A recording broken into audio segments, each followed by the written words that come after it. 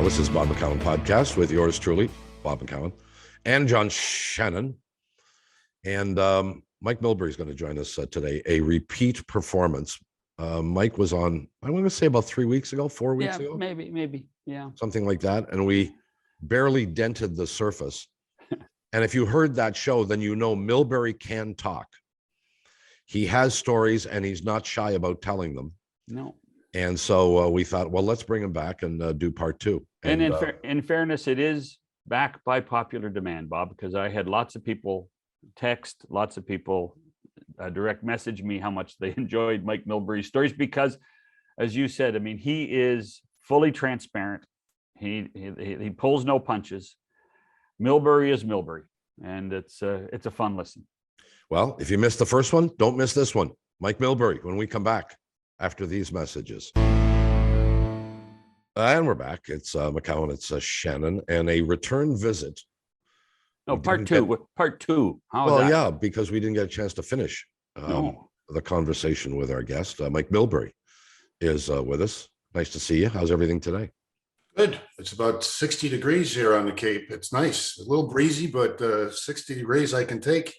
Me too. Me too. That fake spring, we're experiencing it here in Southern Ontario as well. Still some more cold weather to come, I'm quite sure. Where were we, Shanny? Maybe you can pick it up. Well, we basically finished. We actually started with recent history in Mike's broadcast career, but then we got into some stuff and some discussions about Mike as a manager. And I think we ended off with a night with John Spano at the Garden City Hotel that we don't have to repeat, Mike. Well, I'll tell you. I can tell you that my whole career is based on cheating.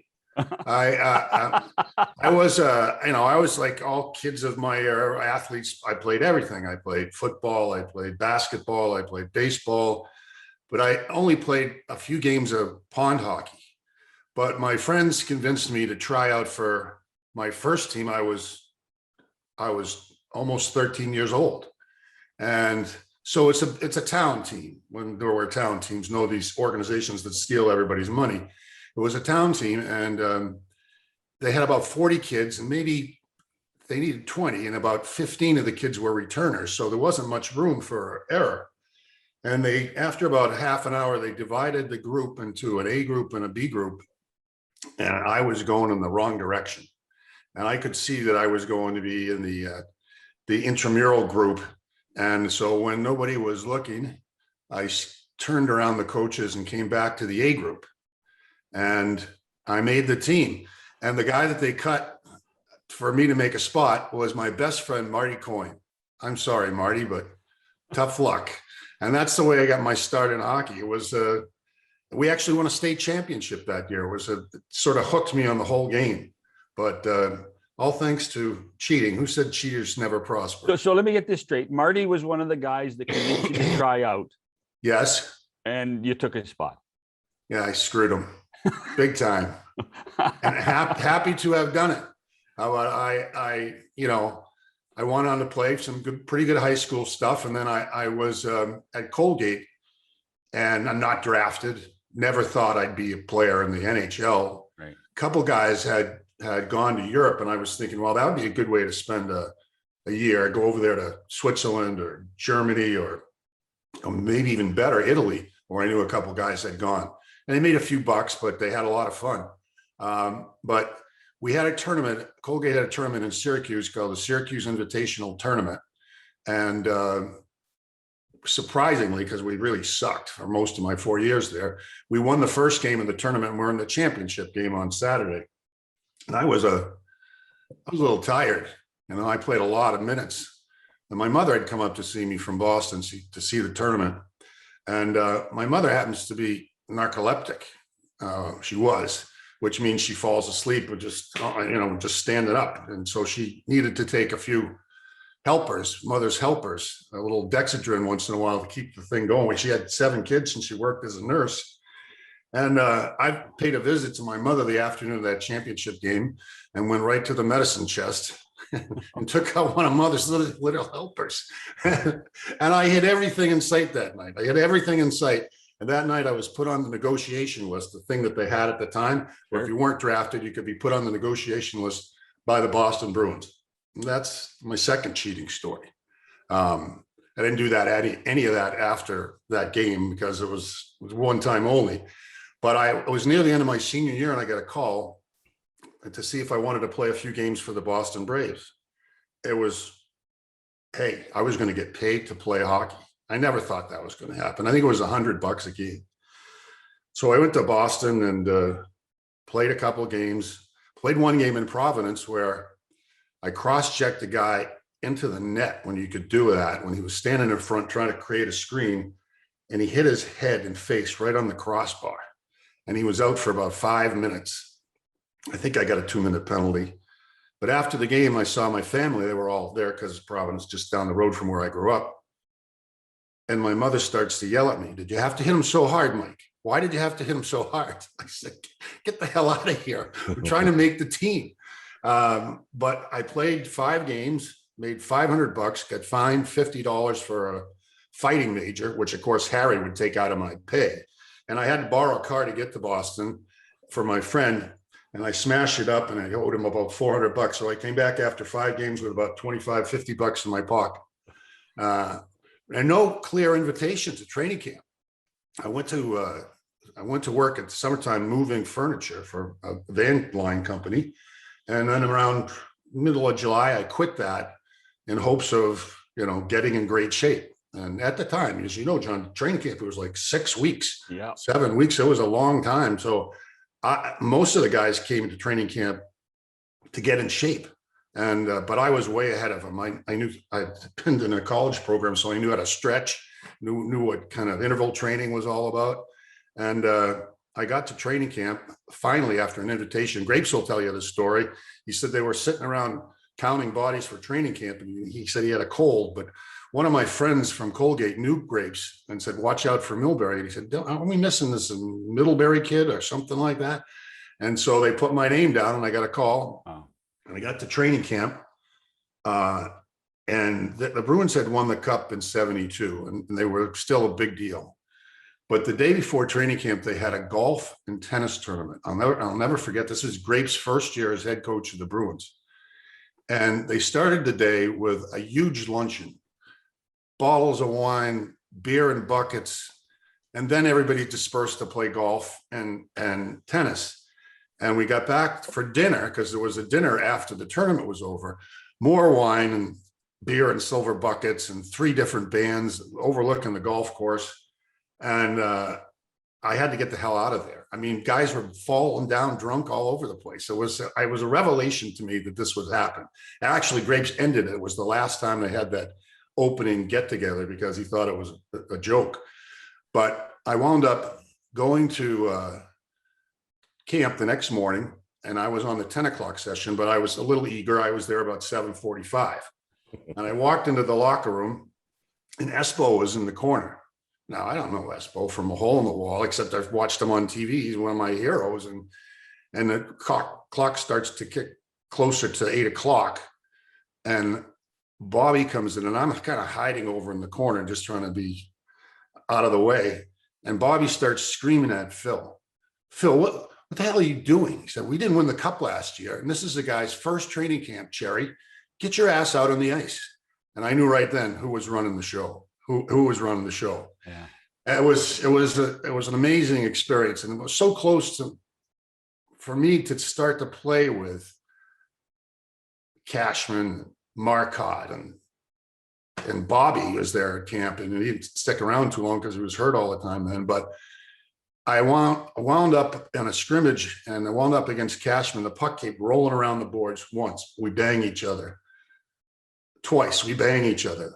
The third time we bang each other, his stick comes up and my stick comes up. And all of a sudden, here I am, college puke, in a stick fight with Wayne Cashman.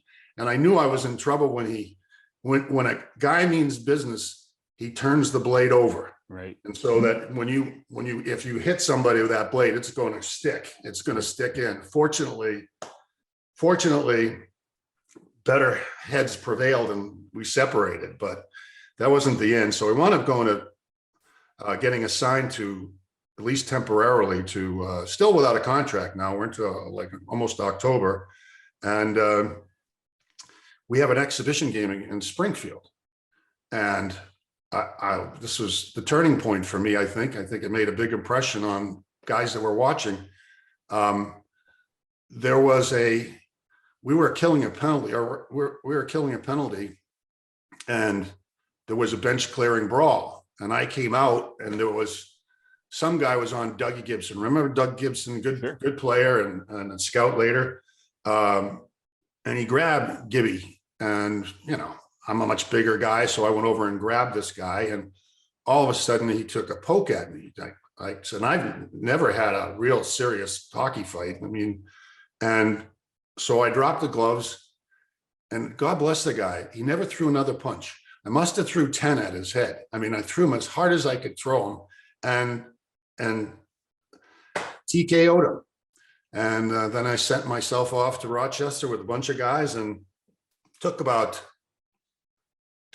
maybe, I'd say late October, when we were playing in Halifax, and Tom Johnson was there from the Bruins, and he invited me out after the game to the Chateau Halifax for a beer. And we negotiated my contract. This is the old story that you will know, over on a napkin. It was literally on a napkin. And the big sticking point was, would it be a two-way contract or a three-way contract? A two-way contract, I mean, it's $35,000 in the National League, $15,000 in the American League, and you probably had to pay to go to the International League. It was Sure. It was nothing. And so I said to him, Tom, listen, I can sell insurance and make more money than that. I know it's an opportunity, but I'm not going to Dayton. And he folded, and I signed a contract, and that was the beginning of the career. Spent a couple of years in Rochester, which is, American League stories are always amazing to me. It's a tough way to make a living through the American Hockey League, but it's a weekend league, as you know. You play Friday, Saturday, Sunday. And we were in Hershey for a game on Friday night, and I squared up with a guy by the name of Jacques Cossette.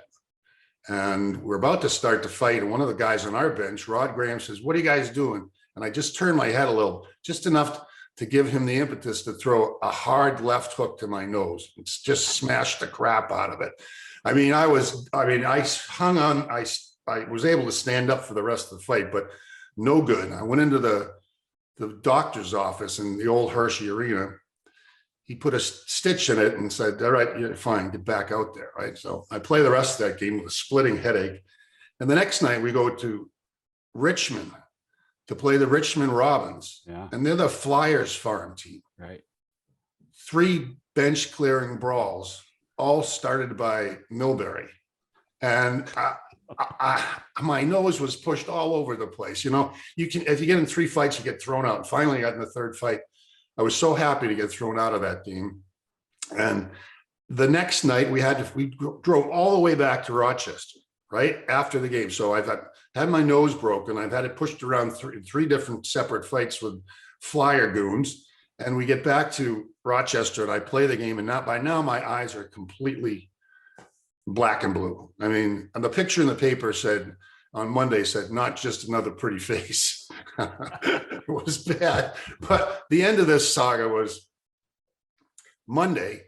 I went to the doctor in Rochester to have my nose looked at. I mean, it was a mess. So he looked at it, he said, "Well, I'm going to have to straighten this out." And he put a clamp on, and he took whatever kind of hammer he had, soft-headed hammer, and smashed me like 3 times in the nose.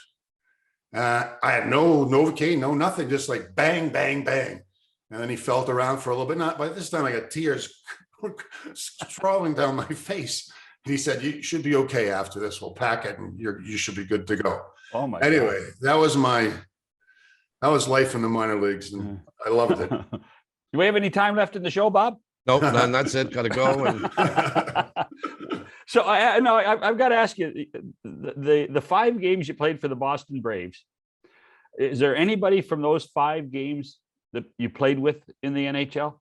No, Yeah. not a one. Well, I mean, there were a couple guys. Gordy Clark played a handful of games. Who became he's more known as a player personnel scout guy, right? That's right. That's right. Dave Hines went to Harvard, played a couple of games, but nobody that had an extended career. Yeah. It was when I look back at it, I know all these guys that were high draft picks and college All-Americans, and the little kid from East Walpole sort of snuck his way and cheated his way into the roster. I got to tell you, I got shivers up my spine when you said two names, because I can only imagine being in Boston and walking into that room at 7:45 and being able to call them by first names of Espo and Bobby. Yeah, I mean, that was something. Yeah. I didn't play really with Bobby. I practiced with him a few times, and that was a thrill in itself, because he just controlled the puck. Yeah. And then he passed it over to me as partner, and I'd slam it off the glass. but Espo was, it was, when was he traded? 75? Yeah. Yeah. You weren't at the Bayshore in Vancouver that night, were you? No, I was not. I heard all about it, but I was not there when Espo got the word. You heard the story. He had said to Harry, if you trade me anywhere, but not New York. Yeah. And so, of course, he got the news. The grapes gave him the news, and Cash went a little bit ballistic, threw a TV out a window or some such stuff. But time marched on. But I was there for a while. Espo was a good supporter of mine for a while, because he, as the guy that wanted to score goals, he wanted somebody around that would be willing to jump in and come to his aid physically if need be. So not long enough for either one of them in a relationship, but the other guy, like Cash, was terrific. He was a terrific guy to hang out with, and crazy, but in a good way. Marcotte was as professional as you can be. Rattel came in that trade and played a long time and was excellent, of course. You get it wrong with Brad Park? Yeah. I played, I partnered with Brad, and then I partnered with Bork for a while. I put them both in the Hall of Fame, obviously. Yeah. Hey, so interesting. It was a joy. Because when Brad was with the Rangers and Bobby was with the Bruins, there was always that comparison, fair or unfair. There was always that comparison that Bobby was 1 and Brad was 1A. And Brad was a great player, but he just played in the shadow of arguably the greatest player of all time. He did, and he was equally damaged.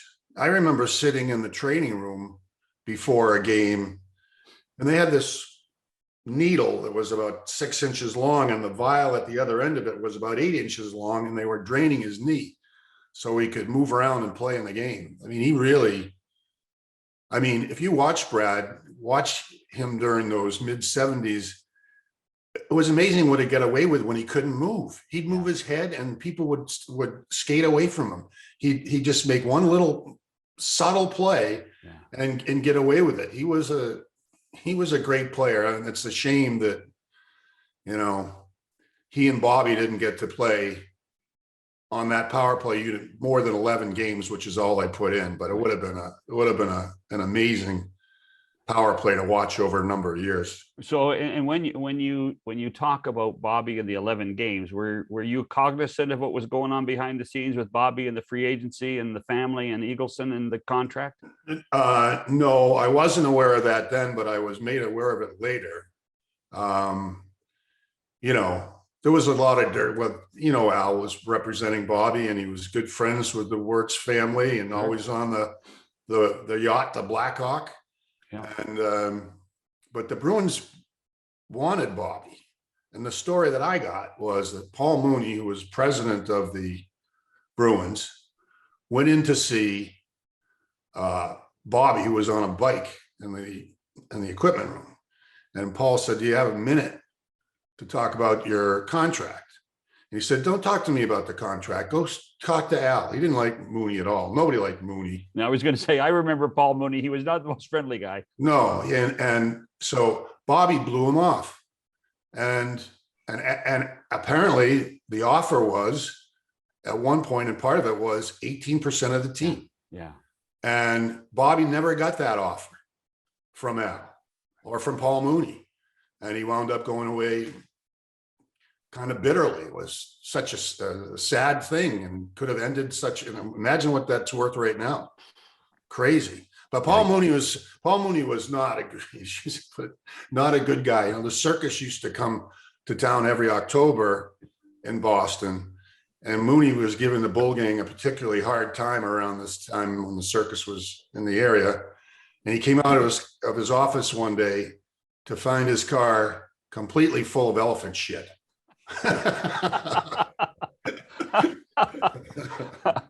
For anybody who doesn't know what the Boston Garden goes on, the Bull Gang is basically the riggers and everybody that does the transition between ice and basketball and circus, and they're the hardest working people in any arena.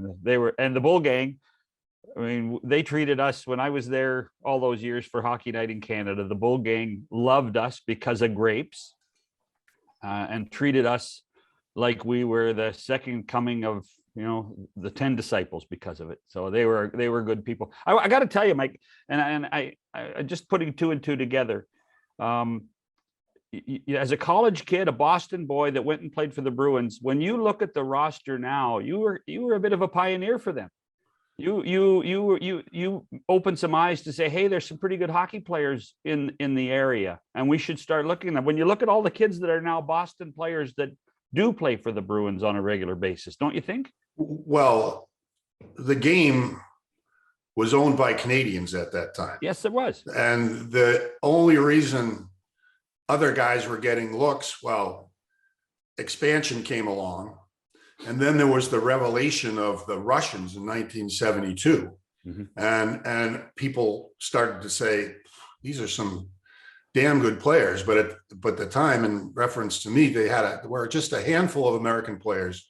And the WHA, don't forget the WHA. And WHA came around to open up some doors. So that was, all of those things came to pass. But I mean, for me, I couldn't have written a better script. It was, to be in high school watching them win that first cup in 70, to watch them win the 72 cup while I was in college, and then to be on their roster a couple of years later was mind-blowing. But the guy that, getting back to the grapes that you mentioned earlier, I mean, there was no better guy to play for than Grapes.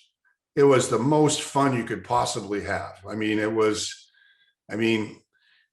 I can remember we were getting our asses kicked by Montreal on a regular basis. And he said, defenseman, you're coming with me night before the game. And so we're staying at the old Chateau Champlain in Montreal. There was a little pub down below.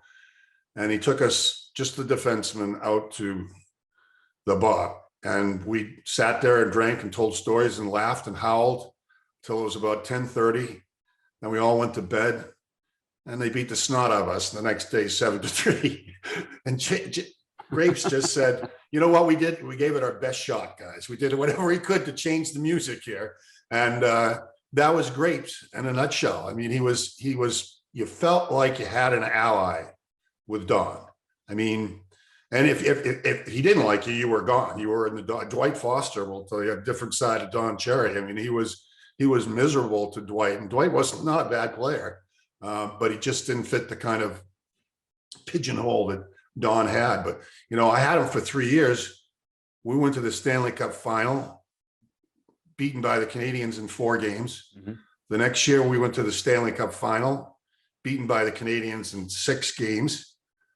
And the next year, we went to the semifinal against the Canadians, and that was the 2 many men on the ice game, right. all with Grapes. And that was a really difficult time. We were so close to winning it, but Harry and Grapes were already in a war. Right. I mean, I remember Harry coming up to me at the airport in Montreal, trying to give me some advice about penalty killing. And we got to the hotel and Grapes pulls me aside and says, what are you talking to him for? It's like, what? He's the general manager, Don. I'm not supposed to tell him to fuck off. I mean, really. But it was bad. And then it was sad to see him go. But I have nothing but incredible memories of playing for him. He's tough. He was tough. Now, how so? What do you mean? He worked you physically, Okay. and he had a, you know, he was the lone guy behind the bench. Remember, it's not that host of coaches. There was just one guy, and he wasn't going to complicate the system. It was third man high. Forwards cover the points in the defensive zone, and the rest will take care of itself. And we're going to get it we're going to get it around the boards. And Off the glass. And you guys better be their wingers and run through their defensemen. Yeah. And it worked.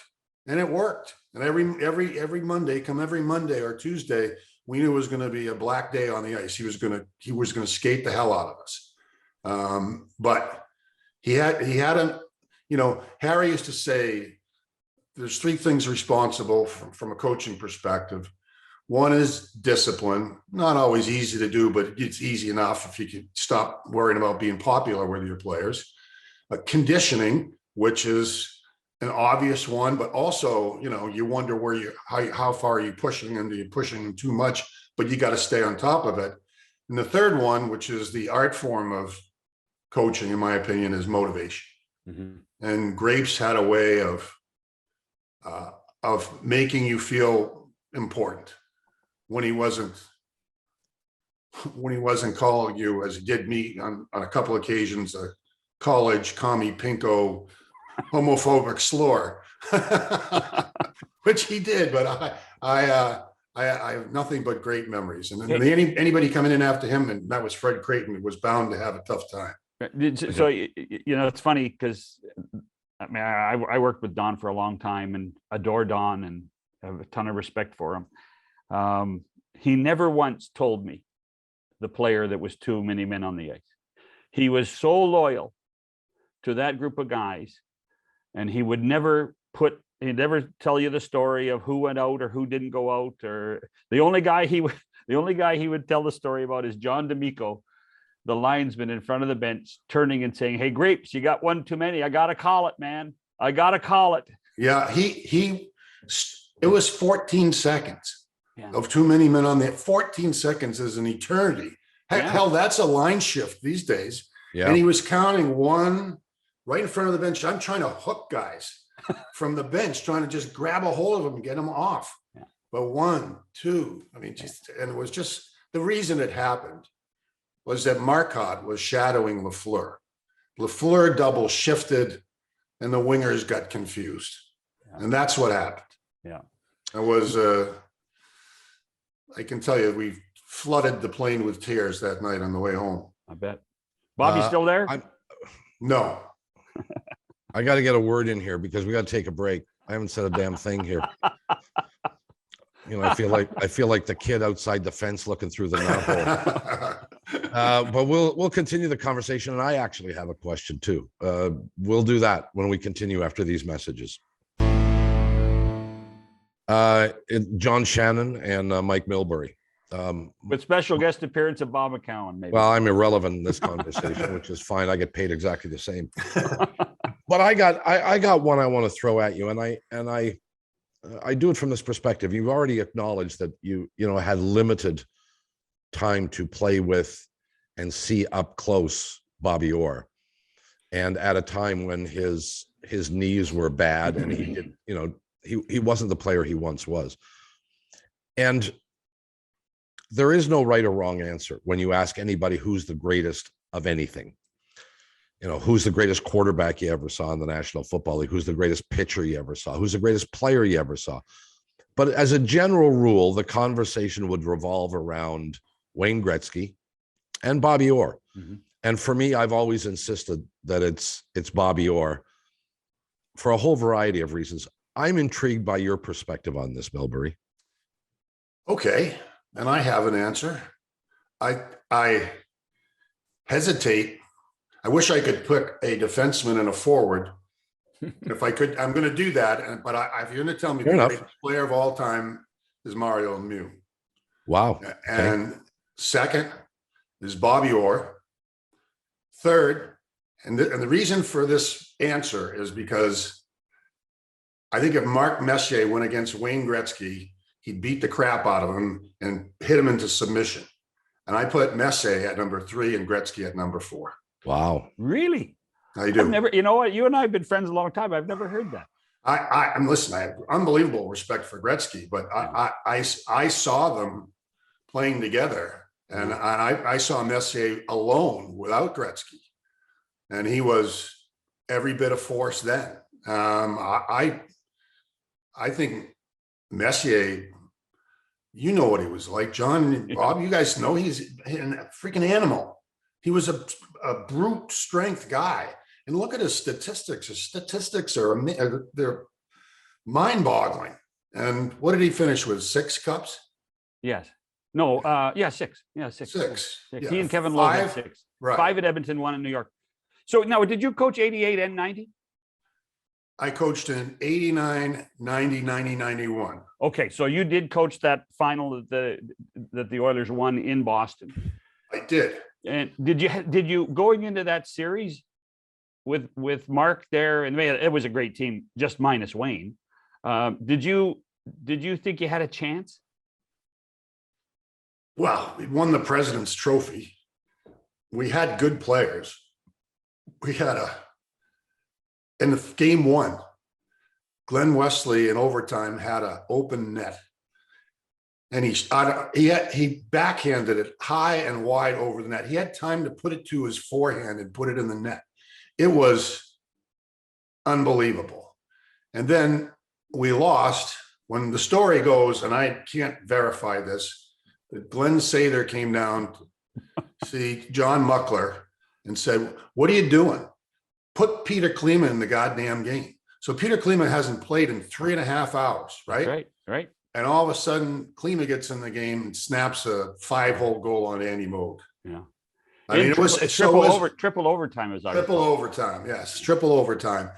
And even though we had 2 days off, Andy was not exactly a physical fitness buff. And game 2, I looked up at the shot clock like halfway through the game, and the shots were 16-4 in our favor, and we're down 2-1.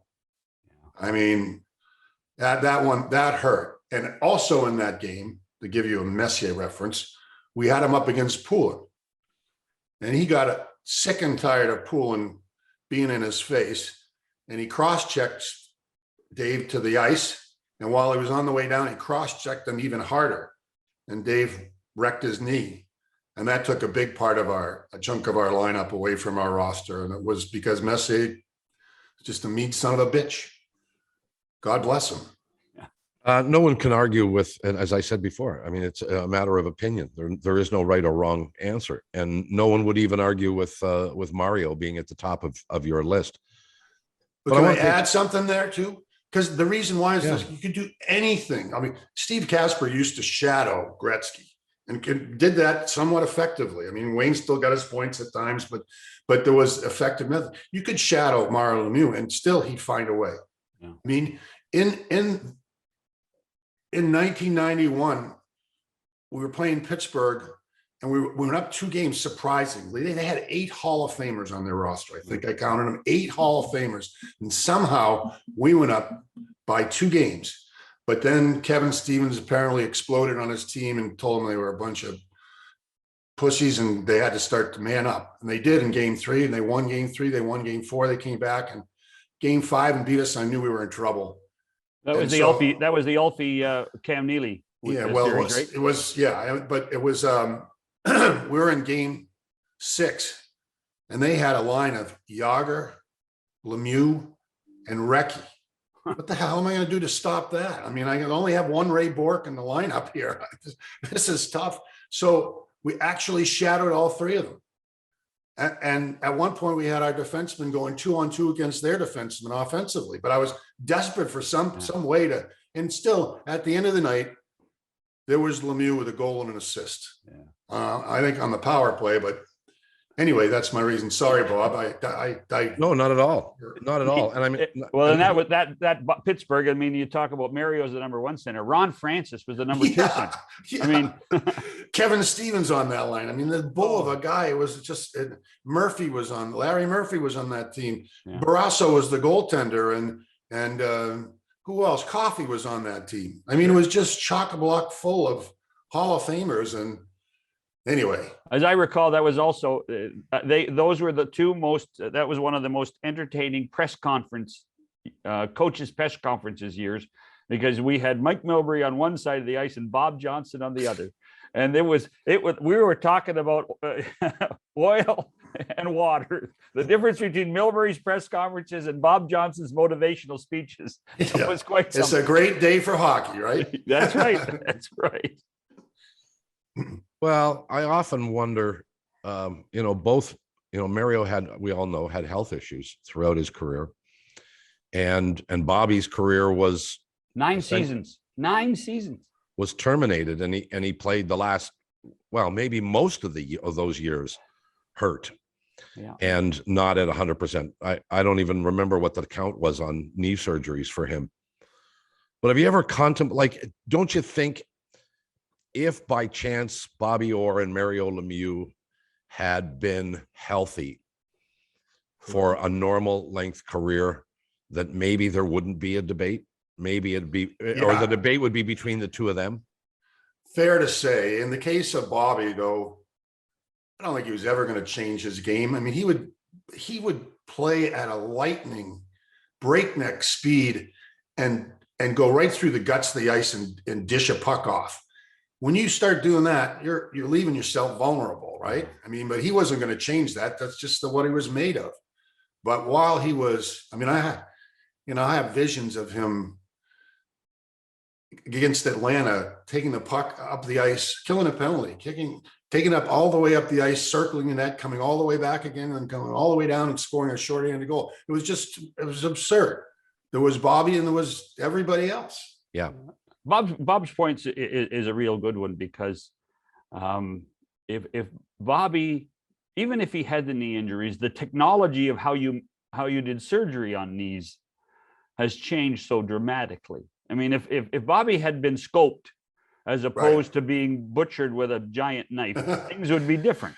Yes, there's no question. I'm sure probably Brad Park would be in the same boat too. And but Mario had the back problem and he had cancer. And those are two pretty significant problems to face in your career. I mean, and still, he was magnificent. Well, after I did your series, the Bruins Penguin series. I did the Pittsburgh Minnesota series, and in that series, they had to have somebody tie Mario's skates for him. He could not bend over in the dressing room and tie his own skates. Somebody had to do it. And one night he didn't play, and another night they tied his skates. He came out and was absolutely remarkable for the Penguins. Yeah, those are. He was both of them, Bobby, and I'm sure they had their moments where they weren't angels, but they both, and Wayne too, and Crosby's in the same boat. They're sort of on a higher level, right? There's you don't hear terrible stories about them, and they did this and they did that, and if you do, there's only one or two, but they were always, Bobby, I didn't really get to know Bobby, but I was coaching in the minor leagues. Second year of coaching in the minor leagues, and the team we're struggling. We didn't have much talent, and I got his number and I called him and I asked him if he would possibly come up and talk to the team. Now, Bobby lives outside of Boston. It's a 2.5-hour drive to get to Portland, Maine, but he said, sure, I'll be there. Tell me when. He makes the drive up, gets a speeding ticket on the way, and he comes on the ice, and he doesn't really do anything, but this is Bobby Orr, and this is a team that is looking for something, some sort of inspiration, and there they have if not the greatest player of all time, the second greatest player of all time, and he's laughing and joking with him and hung around for lunch, and the world is full of stories like that about Bobby. I mean, he's made a lot of people smile after he stopped playing. Well, and he didn't want to embarrass anybody. He could make moves that would embarrass players. It kind of embarrassed him to be as good as he was, I think. Would you agree, Mike? Yeah, I don't think he wanted to embarrass anybody. I wish I could have embarrassed some people. Well, we all do. Yeah, that's right. But he was so good, and so soft spoken, and so I don't know. But I can tell you, having been in the locker room with him from that very first day when he was screaming at Espo.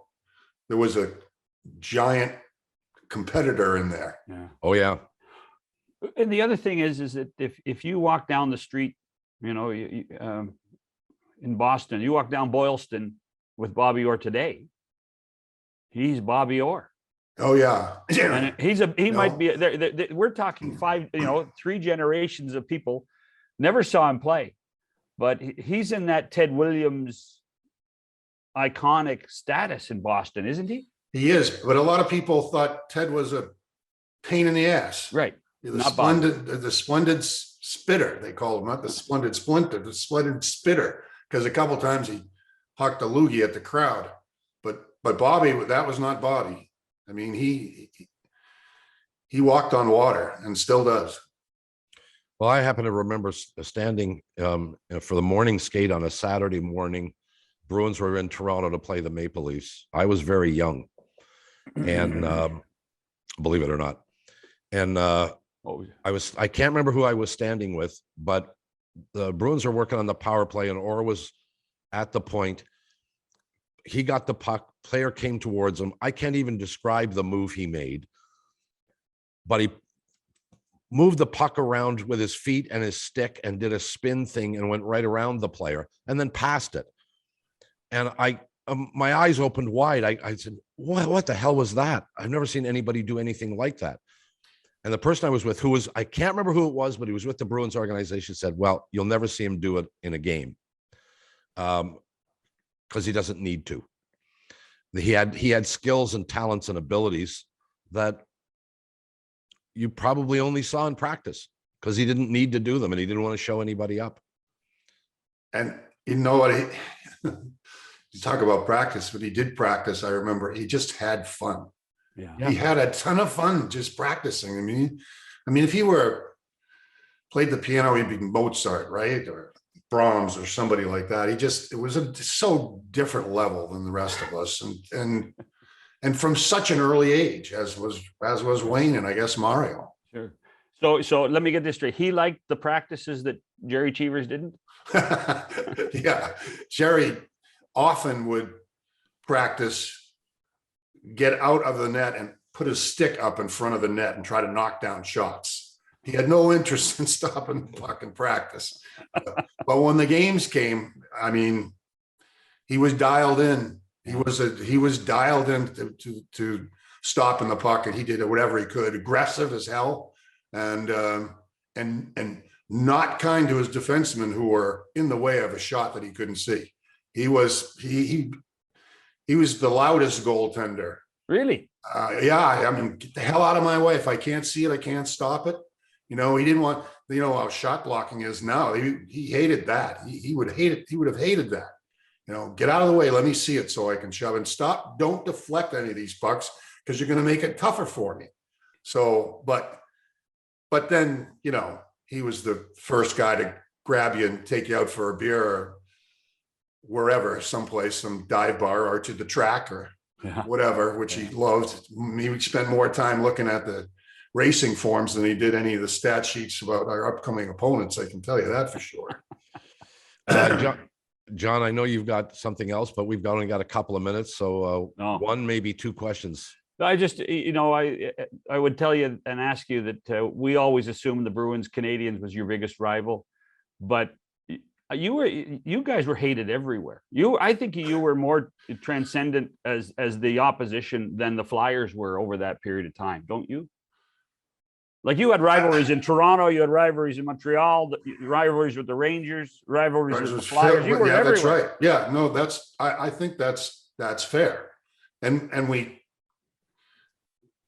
went past the area of the big bad Bruins into the Grapes era, which is just as big and bad. Yeah. And that lasted till, right up until the 90s, I think.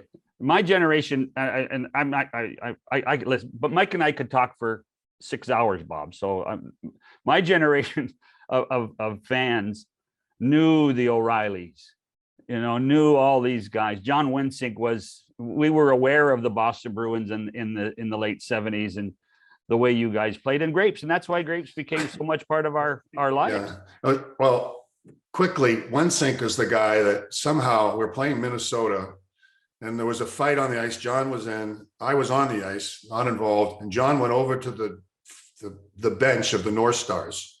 Just John, except dumb old Mike comes skating. I'm skating about 10 feet away, and he challenges the whole bench. He puts his hands out and waves to him and come to see me. I mean, he was a tough mother. He told me the story once. He was in a fight in Providence, and he got the guy down. He said, I had my finger behind his eyeball, and I had to think, should I pull it out or maybe I should let it go? And he let it go. Oh, good to know. Enjoy your breakfast, ladies and gentlemen. If Yes, you're doing that while you're listening Wow. to this, the imagery is vivid. Sure. By the way, the referee that night was Greg Medill. I still remember Greg Medill in that Minnesota game, tossing everybody out left and right. So, and a message of complete and total irrelevance, but yeah, nonetheless, absolutely. thank you. Yeah. Wow. As John said, we could do this forever and ever. We have run out of time, and we thank you for yours as always. It's an honor and a pleasure to listen to you tell these wonderful stories. Well, thanks, Bob. It's a pleasure to share them. Actually, it's fun. We hope to be able to do it again sometime. Thank you, Mike. All right, guys. See ya. Mike Milbury. We'll come back and wrap it after these messages. And we're back. And again, our thanks to Mike Milbury for joining us, and to John Shannon for asking all the questions. Well, I'm like a kid in a candy store. You know that. Well, I know. I understand that. It was That's very why nice I of sat here and shut up. It was very nice of you to allow me to do that, Robert. Well, I had to insist on a commercial break in order to get my one question in. Yeah. And it was a good question too, Bob. Well, and a surprising answer, really, to me. Yeah. Well, what No argument, but most people will not mention Mario in the top two. Or if he had his druthers of taking Gretzky or Messier, he'd take Messier is I completely disagree, but what do I know? Yeah. I've not heard that one before. For all the years, I have not heard. I would take Messier over Gretzky. Have you? Nope, never. Yeah, neither and have I completely and fundamentally and adamantly disagree. Yeah, I understand it. I understand his logic if he's the coach. Well, I don't. No, I don't. But I mean, he's entitled. There's no right or wrong. Right. Did you see the Joe Montana documentary that was done? No, I don't think I did. If I did, well, it was on, I think, Super Bowl Sunday, if I'm not mistaken, or maybe the day before. Okay. And I watched the whole damn thing. It was hours and hours. And I mean, obviously, I watched Joe Montana play. I was aware of Joe Montana. I thought he was the best quarterback up until Brady. Of his generation, right? Or of all generation. time. Of all time, you mean? Well, I would have thought of all time. Wow. Yeah. I watched that documentary. I'm not 100% sure Brady was a better quarterback. I'm not sure I'd make Brady the uncontested, undeniable GOAT. See, the only reason and hear me out. The only reason I thought Montana got devalued was when Joe got traded to Kansas City and they put Steve Young in there. All they did was win again, and so it was Bill Walsh and George Seifert systems that kept running and running and running. So I loved Montana. I loved Montana when he was at Notre Dame. Remember that famous Cotton Bowl he played? Well, the guy who barely played at Notre Dame. Right. Like people think that, he probably, he played 4 years or 3 years. Like Brady barely played at Michigan. Yeah. And that's interesting too, isn't it? Yeah. That arguably the two best played sparingly in college and actually had to make their teams when they got to the National Football League. We don't have a whole lot of time here, but Canada beats the US. Yes. Another 3-2 game. I would love to see one game between these two where somebody can score 4 goals. That would be nice. But every championship game they've played, the winning team has scored no more than 3 goals. Yeah. And it really is. It's a rivalry that is difficult to match, men's or women's. And this women's rivalry, the amount of passion that the players have, the amount of passion that both the fan bases in both countries have is phenomenal. And that was a good game. And created some new stars in these Olympics for the women. Sarah Nurse is a new star. Sarah Fillier is a new star. Anne Renee Debian, the goalie, who we talked about it on the show a couple of days ago, that if Canada was to win, she had to be unbelievable, and she was very good last night. And so to paraphrase what happens with Montreal Canadiens, the torch has been passed. Poulin's going to probably retire. Right. There's a bunch of young women in our country that can go on and win another gold medal in Italy in 2026. How would you rank Poulin v. Wickenheiser? Oh, listen, I've been lucky enough to work with Cheryl Pounder, gold medalist, Shannon Zabados, Megan Mickelson, both gold medalists. And they've played with both, and they put Marie-Philippe Poulin ahead of Haley. They do, huh? Yeah, they do. This woman is, and Haley was a great player. This woman's instincts on the ice are phenomenal, Bob. Watch the winning goal last night, the back check, the turn, the shot, everything, just perfect. I'm not making an argument. I'm asking the question. Yeah. Haley to me was always like the Orr or the Gretzky, but Marie-Philippe Poulin, maybe the Lemieux, right? Well, and sadly, if you just woke up and noticed her, you won't have another opportunity to see her. We're guessing, but there's a very good chance she'll retire. And another Olympic gold medal, game-winning goal. Just another one. Ho hum. That's three. We got to get out of here. End of the week tomorrow, and tune in for that one. I think you'll enjoy it. For Shannon McCowan. Goodbye, everybody.